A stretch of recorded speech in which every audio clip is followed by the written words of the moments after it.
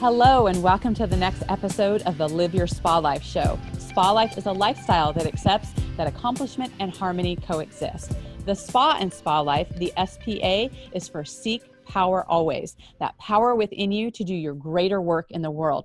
I am so thrilled for my special guest today, Kristi Holt. She is a bootstrap entrepreneur, wife, mother of four, and after years of personal experience and research in neuroscience and human behavior, she went on to build an innovative voice technology. I'm so excited about this. And she uses the vibration of your voice to give biofeedback on your emotional and mental well-being. You guys, is just going to blow your mind. Her self-awareness technology brings many to know and observe what they feel and how their thoughts, feelings, and actions create the life you desire. Kristi, welcome to the show. Hi, thank you so much for having me. I really am so grateful to be here today. Oh, thank you for being here. This is just so exciting for me because I took your test and, we'll show people how they can do it as well. And I am just like blown away with how your voice can give you so much information and how it can share like so much of your emotion and where this comes from. And I know we're going to get a little bit deeper into this, but your business strategy has really just radically transformed businesses and the life of those who have used your tool.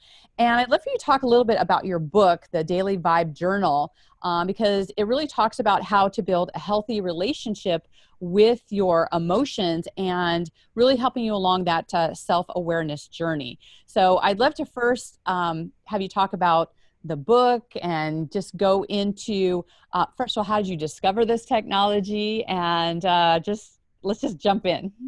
Okay, well, thank you so much. I'll probably like to start, if it's okay, where and how this technology found me is a little bit how I like to say it. So I was at a thing called The Matrix, and the whole time I was there, I was learning how your thoughts create your reality.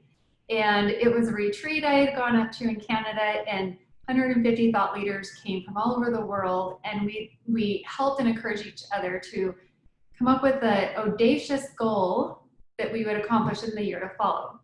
And it took me a whole week to come up with my big audacious goal that my thoughts that aligning my thoughts would help me create through that year. In that, I was in a meditative state and just really taking this serious. And while I was writing myself this letter and recapping the year I had just lived, setting the intention, it came to me that I would share emotional intelligence through technology. I wrote it down. I had no idea what that meant. 2 months later, I was hosting this amazing dinner, and someone in the audience came up to me after I spoke and said, "This is amazing, I'll help you, but I have a technology and I know it's for you. And I will take it to the world."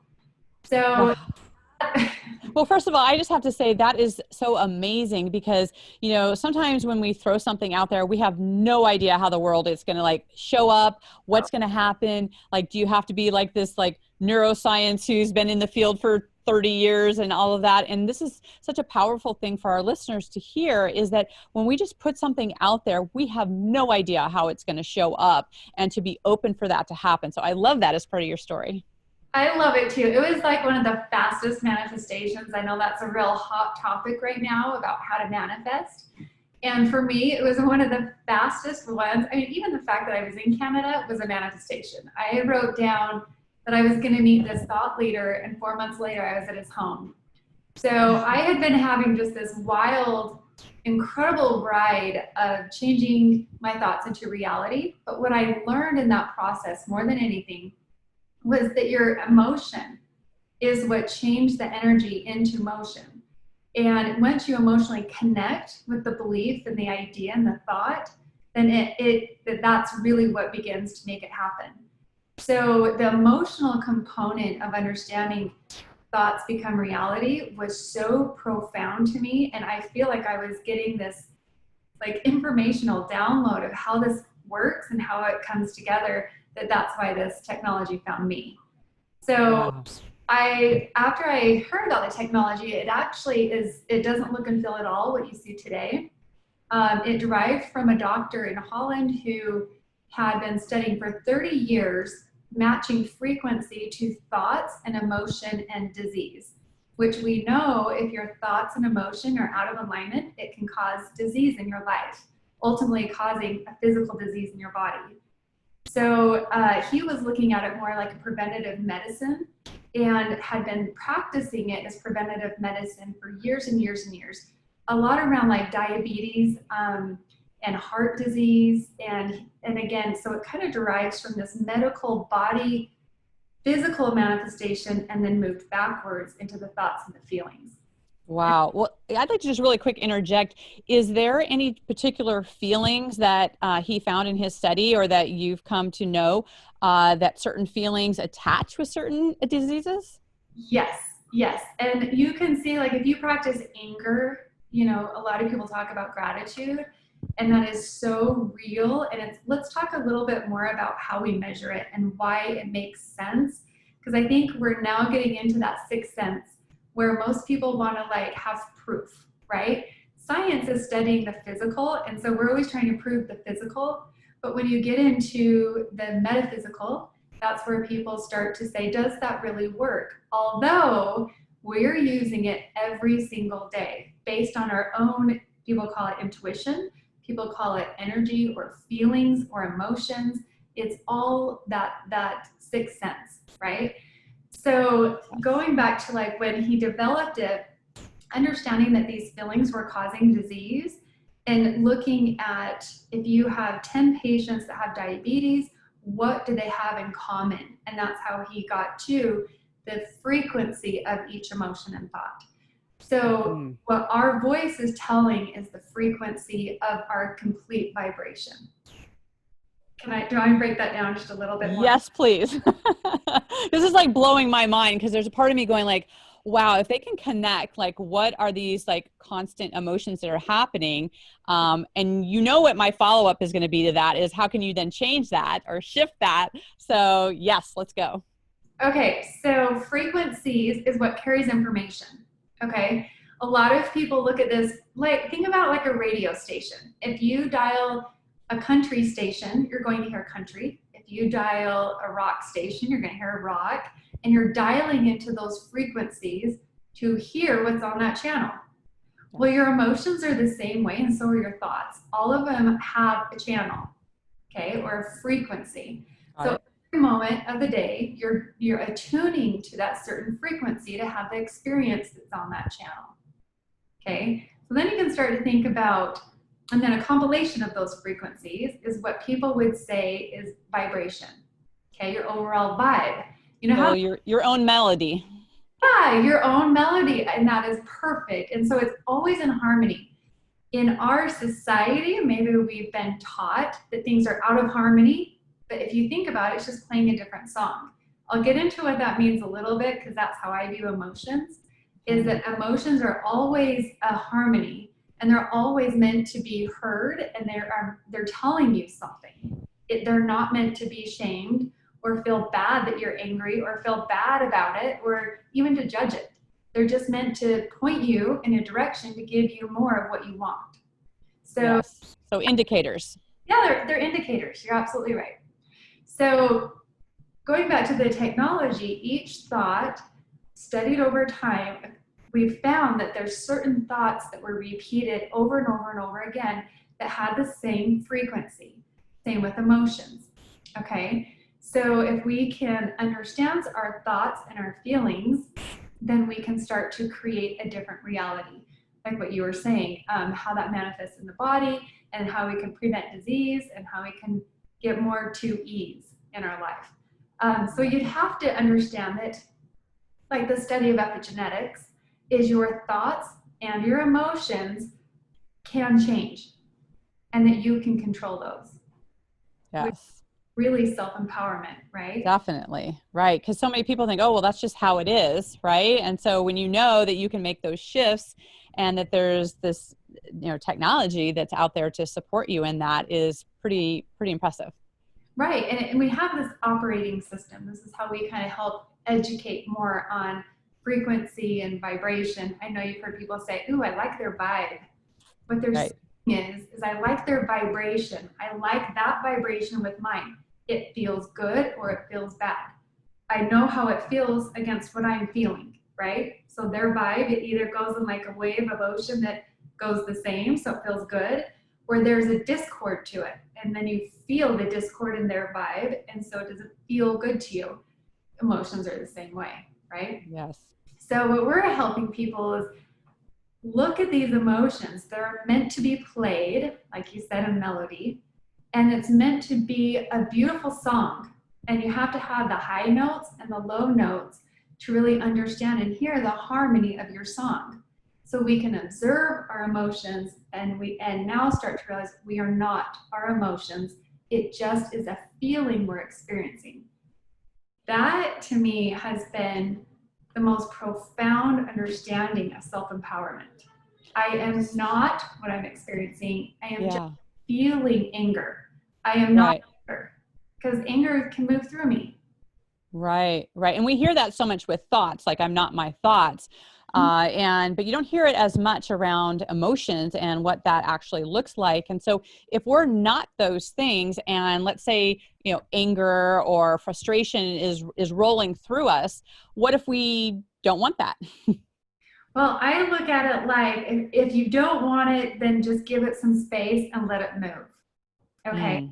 So we actually measure express and suppress. Are you expressing your emotions or are you suppressing them? Usually when you're expressing them, they has a momentum to them and they're being felt and you're moving through them. Now, some awareness you can have about how you're expressing your emotions, right? Because you don't want to hurt others or you want to have a lot of self-awareness and what kind of impact or how do you want to infect or affect the world around you, right? So maybe like letting out that expression of anger in a really angry way causes more of that.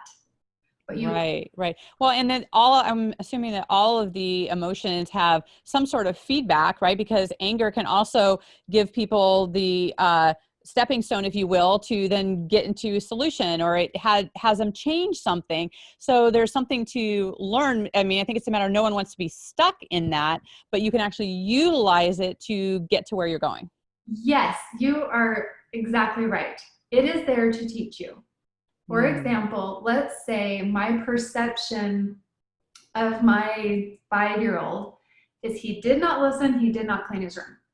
Okay. My perception is I am angry at you. I've asked you 5 times, clean your room. Now, we've not heard that before. What he might be experiencing is 2 minutes before that, his older brother was teasing him tremendously and he was on his bed sobbing because his feelings were hurt. Okay. So it really is sitting back and looking at that, asking it questions, and so you can gather more information to make a more educated decision and find compassion for yourself to move through that anger or to move through that whatever it is, and then change the thoughts of the perception that actually made you angry. So in that example, I might go ask my son, okay, tell me why you didn't get your room cleaned, versus react and be like, I told you to clean it 5 times. And I can hear myself saying that, by the way. Yes. It's been a very good parenting awareness for me. So instead of me just reacting in anger, I'm going to go ask more questions, see what information I can shift that anger into something that is more serving to me, right? So I might gather information. Maybe his brother wasn't teasing and he really just didn't listen, okay? I might want to stop and ask myself, why do I care so much? What in my belief systems care so much about his room being clean? Where it probably isn't about the dirty room if I'm just working through this in my own heart right now. It's more that he didn't listen. Okay, so Kristi, why do I care that he doesn't listen? Right? Yes. To get through this anger, and that's actually not even anger. I'm not really mad at him. I'm more hurt, or I'm more sad that he doesn't respect me. Okay, why do I care that he doesn't respect me? Yeah. It's never about the other person. These are all yours, teaching you about you. Right.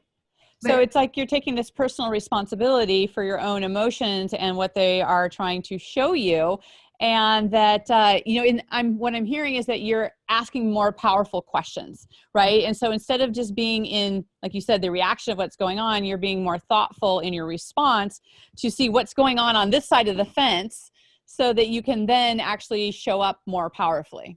You are absolutely right. And taking accountability for the way that you feel versus this operating system or belief pattern that you keep operating on that is causing no good in your life. Like for me to just react to my 5-year-old, go yell at him, put him in timeout for not listening. Mm-hmm. What did that solve? Right. Now, right. It made me feel better in my anger?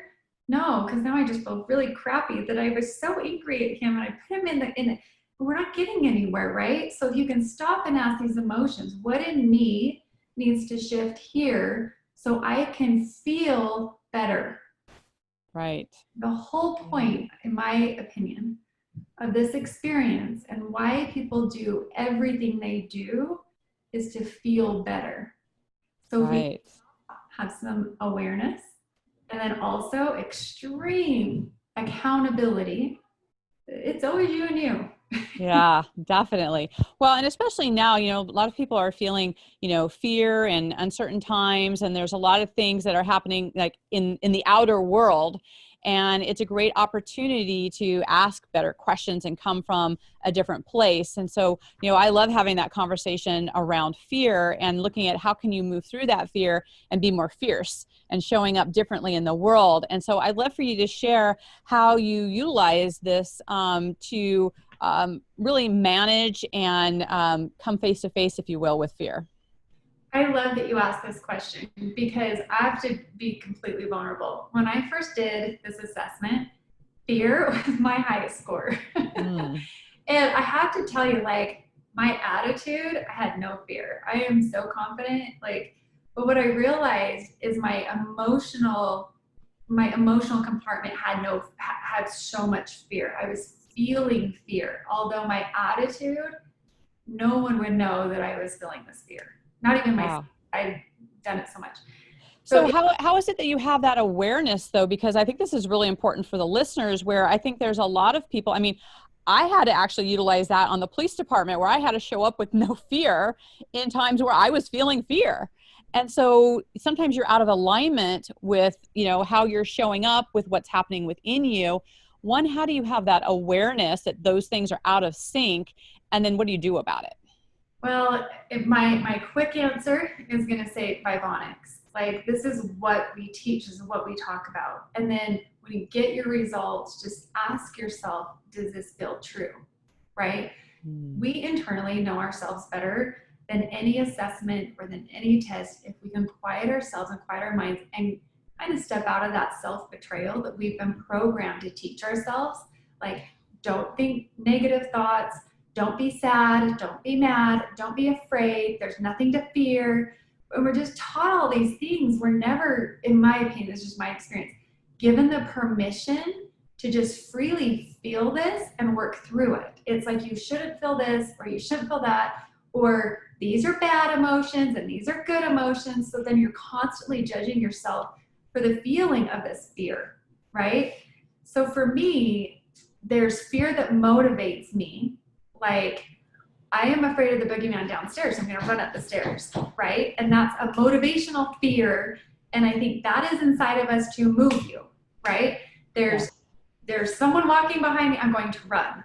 That is legit feeling of fear, okay? The fear that I had that took me 9 months to really claim it, understand it, label it as mine. And the minute I labeled it as mine, I could feel it move through me. Now, this is a very personal experience, and I would encourage everyone to do this. But when I realized I had fear of failure, I can still feel it. In fact, it's a very deep-rooted programming feeling inside of me that I cannot fail. Now, in my conscious brain, I am like, there is no failure. It's all learning. It's okay. I can't fail because there is no failure, right? But in my subconscious belief system somewhere, like maybe when I was 4, actually four. I think you ask yourself, yourself will tell you. Right. Yeah. What file cabinet is that in? Right. Whenever I observed that I am afraid to not be perfect, or I'm afraid to try and not get it right, or I'm afraid to fail. I'm afraid to fail my dad. I'm afraid to fail my mom. I'm afraid to fail my younger sisters. At a deep-rooted young age, that fear was so ingrained in me, I didn't even realize it was there until that assessment said my fear was this high. Now, I could have said, no, that's not true. That's not mine. Show me the science. This is real. And then it's like, well, that's so fun. You're just fun. But instead, I said, okay, and I sat with it. And this is when I actually wrote the journal. To welcome the fear here and give it space to be heard, to be seen, and permission to be felt. Okay?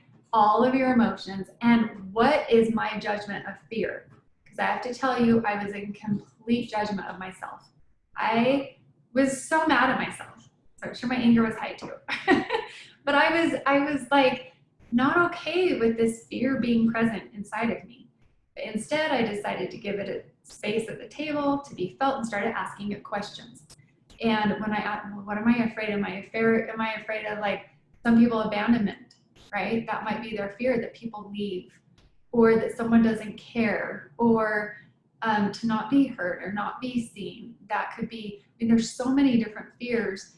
When you're in an emotional state of fear that lasts, it's more in your operating system than so much situational, right? So this is where you get to observe yourself, and maybe you can come to a quick conclusion and go, I am in fear of losing my job today.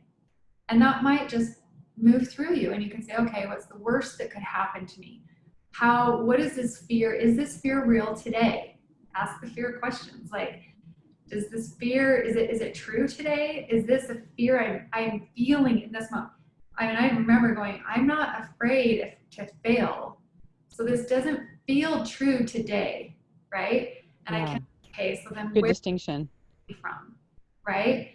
The fact that I could make sure it wasn't true today taught me it had to be in my operating system, because I couldn't find it in my cognitive thinking. I couldn't find it in my conscious space. I couldn't figure out what I was afraid of. Like there's nothing facing me, nothing's gonna eat me, I'm not gonna lose my house, I'm not losing my kids, nothing. There's no immediate fear. So is this real? But I could tell deep inside it was real. So and another one, this is extremely vulnerable, but I've learned if I'm not vulnerable, then I can't ask others to be. And our whole product is asking people to be vulnerable with themselves. But lonely. I have lots of friends. I have a husband, I have 4 kids, I have a mother-in-law that lives with me. I have people around me all the time. And a year ago, I was so stuck. I couldn't figure out what it was. And I was so scared to do our assessment because all of the developers would know it was mine, because I was the only one that had access to it. I was like, if I go and do it, they're gonna know these are my results. I went and did it, and lonely, okay? In my conscious space, I would have never thought to call it lonely. Never. It wasn't even a word I would have thought of. Right. And when I saw it was my highest score, I just sat at my kitchen table and sobbed. And I was like, oh, that's it. I could feel the truth of it. It was so real to me. And the minute I'm like, okay, let's discuss lonely, Kristi. What is lonely? What does it feel like? And I can still feel it a little bit, because I think COVID, I've felt separated from people. I felt separated from things I'm passionate about, like networking and just doing all these things. I've had to really found that wholeness inside of myself in a whole new way than I had ever experienced. So starting to ask lonely questions. What is my relationship with loneliness? What is my relationship with this? And what do I need to, or what can I do to shift my own understanding of loneliness? And how can I trust myself so I can begin to trust others again? And I could go back and see why that felt so real to me. So was there a connection between trust and loneliness? For me, there was. Okay. I can see that. Yeah, I had gone through this really kind of crazy breakup in business. Mm-hmm. And I was like, I totally did not see that coming. And someone's behavior shifted so much that I was like, oh, I can't trust anyone. So I withdrew from everyone. And that withdrawing from everyone, I felt me withdraw from myself in trust. Like, I can't trust myself. Right. Just saw that. And then I shit on myself for a while. And then, the whole thing you do. So for me, trust and loneliness have been hand in hand. Do you want to know something cool? And I know I've been talking a lot. Yeah, please. Yes. I always want to hear something cool. So, our world tells us that we are depressed and anxious. Okay. Yep. Our technology is testing those two things specifically, but the results aren't necessarily there because so many people get caught up on their definition of depressed and anxious, and it messes with people's medications because there's so many medications around being depressed. Right. So it was somewhere that when we launched our product, we didn't want to play in that space yet until we gathered more information.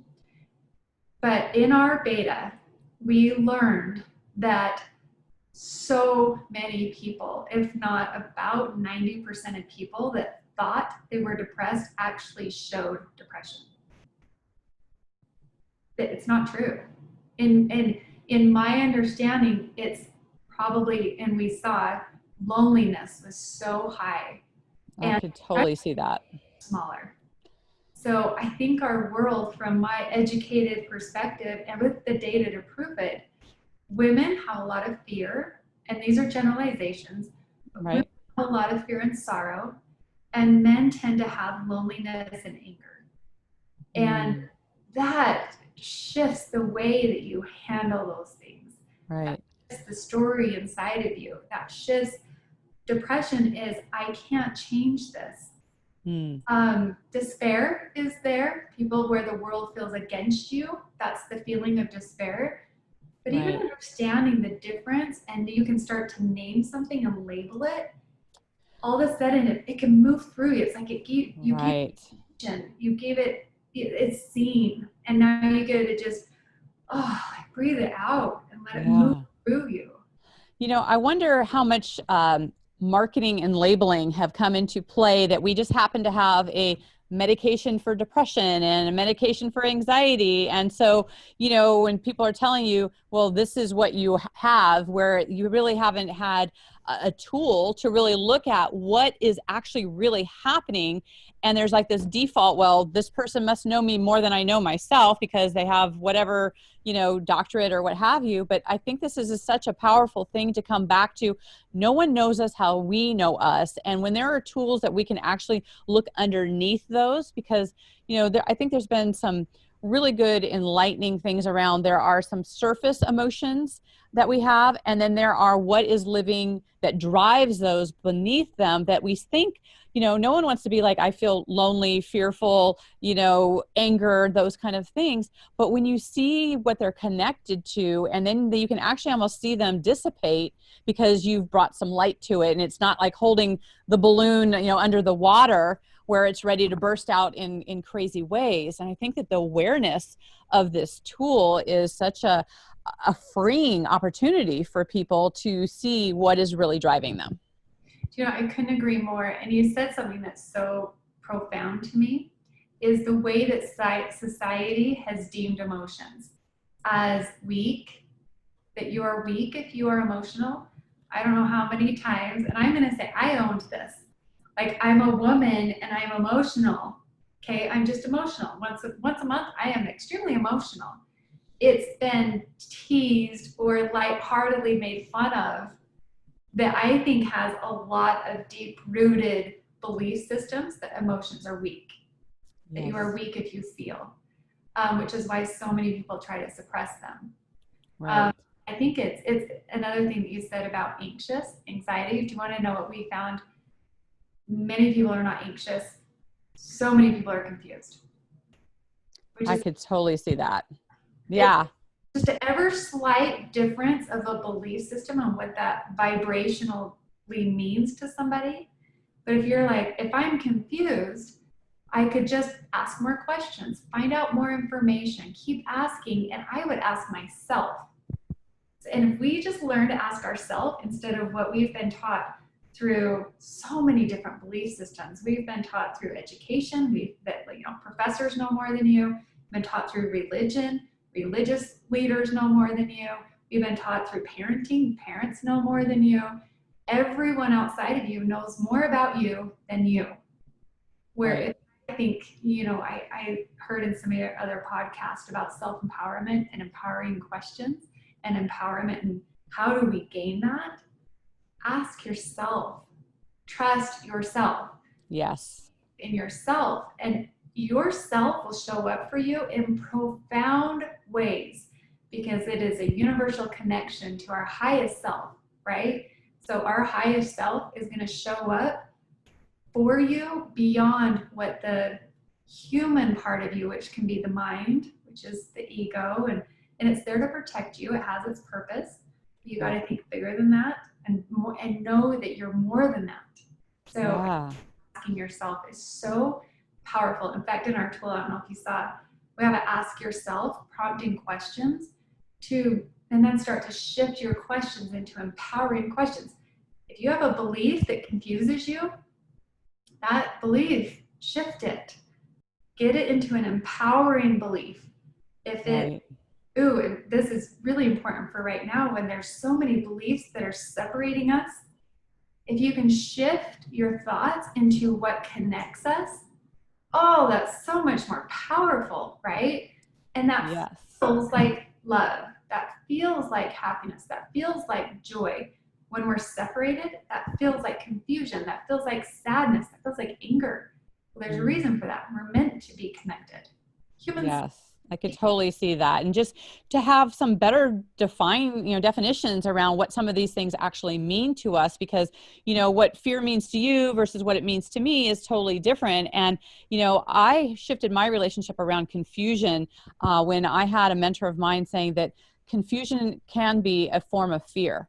That if we stay in a state of confusion, then we don't have to actually go beyond our fear to actually do something different, that we can just kind of stay in that space. And so anytime I'm feeling a sense of confusion, I then ask myself, what am I fearful of? Or what do I not want to move through? Or what more information I need to have? So I think it's so important to have like this toolbox of questions to really ask ourselves what is true for us, and not have other people go, you're feeling this, or this means this, or what, all these things that are happening. Whereas if we don't give ourselves that just moment and that breath, and that's where, meditation and breath work and prayer and all of these quiet activities that actually allow us to find out what's true for us. I think it's so important to actually come from that space. And I love that this tool gives you an opportunity to explore who you are on a much different level. Yeah, and like you said, ask and then find that space where you can listen, because that's the key ingredients, right? You got to be able to ask. So I have a daughter who's very emotional. She's 9. There's a lot of words out there that people have told her she's an empath, and so she's hearing all these things. And I taught her at 9, and I'm so grateful. 2 things, because I think this is good for all adults as they start to observe themselves and give themselves permission to feel. And maybe that feels scary because I haven't done that, or no one taught me how to do that, or I don't even know what that means, right? To be very kind to yourself and gentle. And if you can picture this, like a little 9-year-old version of you, okay? I keep doing this because what I have her do is I have her lay on her bed and hold her chest right here. And then I'll say, okay, what am I feeling? And then whatever comes up, just let it be there for a minute and ask it, what can I give you? And then it's like, oh, see, I can feel that. Yes. Feel that, right? And then you just are like, oh, okay, I am here for me. I can feel me asking me what I need. When's the last time you did that? Where you're like, what do I need? I don't know. I've been asking everyone else what they need, and I've been trying to show up what everyone else needs, because I've been taught that think, do, right? But what do I need? And then another thing I'll have her do is I'll have her look in the mirror. And this was one of the most profound things I've like mothering I've ever had is she had a lot of self-talk that was mean to herself.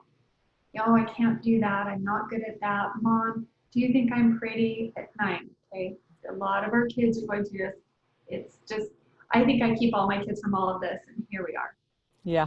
So I put her in front of the mirror, and I just looked at her, and I just said, she needs you. She needs you. What do you need to tell her? And she just, wow. That makes me almost cry. right? Yeah. It's so powerful to, wow. If we think about what are the things that we are saying to our inner being, and you wonder why people are so like, shaky about what's happening in their world because they've not asked themselves some very simple questions about the basics of what we need, right? And I think there's that conscious part of us that tries to deflect that says, oh, I'm fine, right? I don't need anything. I'm good, blah, blah, blah, blah. But when you really sit with that and give yourself that moment, that's a game changer. And looking in the mirror is so profound because so many of us aren't really connecting with ourselves, right? And if you can, because when we start to learn and get into our very conscious space, that I am not my body, I am not my emotions, I am not my thoughts, I am just experiencing these things. We need to reconnect with ourselves through those thoughts and ideas, right? So looking in the mirror, and if I would urge everyone to sit with themselves, picture themselves when they were probably 7 to 9 years old. Because by the age of 7, our operating system is very defined, which is fun and exciting because your operating system got defined at a very young, playful age. But then also those things that you think are so real and true, like go as like a hardcore memory, and they sit there as though that's true, even though it's your 7-year-old self observing from a 34-year-old body or from a 40-year-old body. So if you can look at yourself in the mirror, picture yourself as a little version of you inside that's probably having more of these feelings than this aware version of you, right? Right. And say, what do you need? And what would you tell your 7-year-old self? You would never look at a child and say the things that you say to yourself. You just wouldn't. Absolutely. And it's such a profound thing. A lot of us are afraid. Like you said, what do you do in the eyes of fear? Reassure yourself that you have lived through every bad day you've had. Yeah. You have lived through hundreds of bad days. And here you are again. You can do this, right? Yeah. Like right. like everything is always working out for you. It really is. We have one more day. We have one more hour. We're here. We're in it. We agreed to do this and go through this experience. Can I do it with joy? Yeah, if I choose. Or do I need to do it through pain? Right. Yeah, if I choose. So which one do you want to choose? And what can you reassure yourself? It's going to be okay. We've done much harder things. We can get through anything. There's so much here for us to learn and grow through. And if you keep it all in about yourself, then you're not contingent on everyone outside of you to make you feel a certain way. Just start to own yourself and own your feelings. And it's so powerful. This is so great. I think it's such perfect timing with the things that people are experiencing in the world and what they're being told that they're experiencing versus seeing what's actually true for them. And I think that's important for our listeners to make that distinction, to see what is actually true for you. And actually, before I forget, one of the things I always love to ask my guests, talk about, creating your experience. And, our environments really affect us. And, we make choices in our spaces and we feel differently in our bedroom versus our office or our kitchen. So what is your favorite room in your home and why? Well, I would have to say my kitchen table. And it's been that way for me for probably 10 years now. Because about 10 years ago, I learned a new morning practice for me. And every single morning, I wake up before the kids and I wake up before my husband, and I love a warm cup of coffee, like a hot cup of coffee. It's my favorite thing. And I've been so blessed because in my backyard, I have a beautiful backyard. My last house had the most amazing view, and I would sit at my kitchen table And that is where I do my morning study.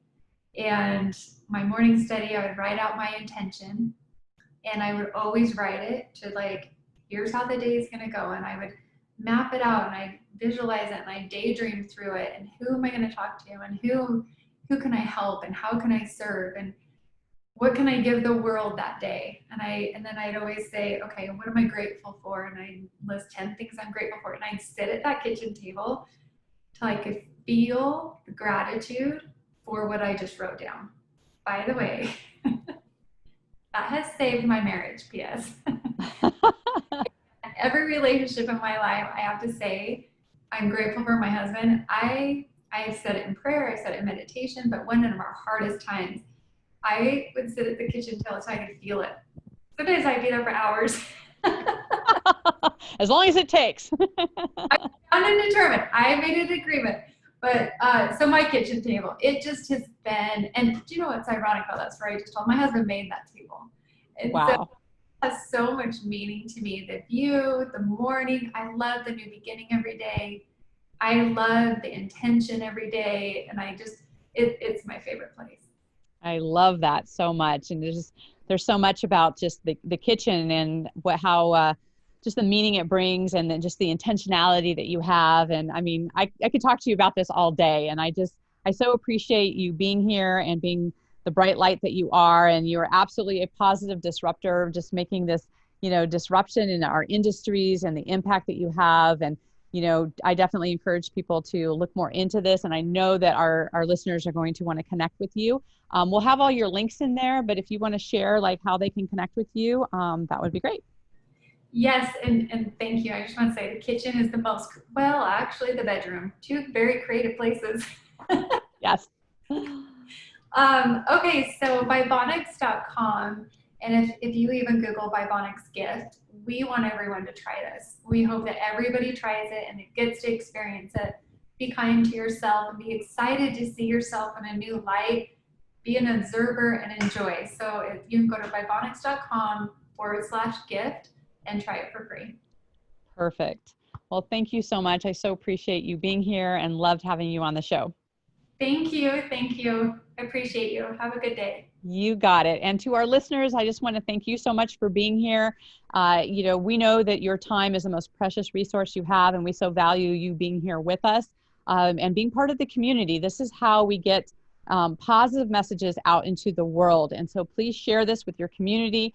Make sure that you rate and review. And if you have any questions, please, whatever platform you're on, put in the comments and tag both Kristi and myself. We're happy to reach out and help and make sure that you find out where you are in your emotions and where you are just touching in with what that is for you. And we just appreciate you so much. So thank you for being here with us. And until we connect again, live your spa life. Bye for now. Bye-bye.